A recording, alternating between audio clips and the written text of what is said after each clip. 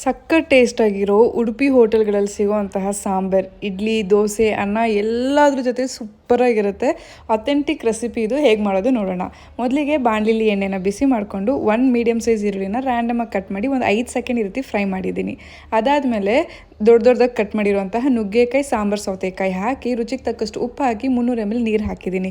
ಒಂದು ದೊಡ್ಡ ಟೊಮ್ಯಾಟೊನ ದೊಡ್ಡ ಸೈಜಲ್ಲಿ ಕಟ್ ಮಾಡಿ ಲೋ ಫ್ಲೇಮಲ್ಲಿ 15 ನಿಮಿಷ ಬೇಯಕ್ಕೆ ಎತ್ತಿಟ್ಟಾಯಿತು. ಇನ್ನೊಂದು ಬಾಣಲಿಲಿ ಒಂದೇ ಒಂದು ಸ್ಪೂನ್ ಎಣ್ಣೆಗೆ 2 ಸ್ಪೂನ್ ಧನಿಯಾ, 2 ಸ್ಪೂನ್ ಕಡಲೆಬೇಳೆ, 1 ಸ್ಪೂನ್ ಜೀರಿಗೆ, 1 ಸ್ಪೂನ್ ಉದ್ದಿನಬೇಳೆ, 1/4 ಸ್ಪೂನ್ ಮೆಂತ್ಯ ಕಾಳು, ಒಂದು 7ರಿಂದ 8 ಬ್ಯಾಡಗೆ ಮೆಣಸಿನ್ಕಾಯಿ, ಒಂದು ಸ್ವಲ್ಪ ಕರ್ಬೇವು ಸೊಪ್ಪು ಹಾಕಿ ಲೋ ಫ್ಲೇಮಲ್ಲಿ ಒಂದು 5 ನಿಮಿಷ ಫ್ರೈ ಮಾಡಿ, ಆಮೇಲೆ ಕೊನೆಯಲ್ಲಿ ಒಂದು 4 ಸ್ಪೂನಷ್ಟು ತೆಂಗಿನ ತುರಿನ ಹಾಕಿ ಮಿಕ್ಸ್ ಮಾಡಿ ಗ್ಯಾಸ್ ಆಫ್ ಮಾಡಿದ್ದೀನಿ. ಇವಾಗ ತರಕಾರಿ ಆಲ್ಮೋಸ್ಟ್ ಬೆಂದಾದಮೇಲೆ ಆಲ್ರೆಡಿ ಬೇಯಿಸಿಟ್ಟಿರುವಂತಹ 100 ಗ್ರಾಮ್ ಅಷ್ಟು ಬೇಳೆ ಏನಿತ್ತಲ್ಲ ಅದನ್ನು ಆ್ಯಡ್ ಮಾಡಿ, ಇವಾಗ ರೋಸ್ಟ್ ಮಾಡಿರೋ ಅಷ್ಟು ಐಟಮ್ನ ನುಣ್ಣಗೆ ರುಬ್ಬಿ ಅದನ್ನು ಇದಕ್ಕೆ ಆ್ಯಡ್ ಮಾಡಿ, ಒಂದು ಸ್ವಲ್ಪ ಹುಣಸೆ ಹಣ್ಣಿನ ರಸ, ಒಂದು ಸ್ವಲ್ಪ ಬೆಲ್ಲ ಅಥವಾ ಬೆಲ್ಲದ ಪುಡಿ ಹಾಕಿದ್ದೀನಿ. ಇದು ಇವಾಗ ಚೆನ್ನಾಗಿ ಕುದಿಬೇಕಾದ್ರೆ ಒಗ್ಗರಣೆಗೆ ಸಾಸಿವೆ, ಕರ್ಬೇವು ಸೊಪ್ಪು, ಬ್ಯಾಡಗೆ ಮೆಣಸಿನ್ಕಾಯಿ, ಹಿಂಗಿನ ಪುಡಿ ಹಾಕಿ ಅದನ್ನು ಈ ಸಾರಿಗೆ ಟ್ರಾನ್ಸ್ಫರ್ ಮಾಡಿ ಟೇಸ್ಟ್ ಅಂದರೆ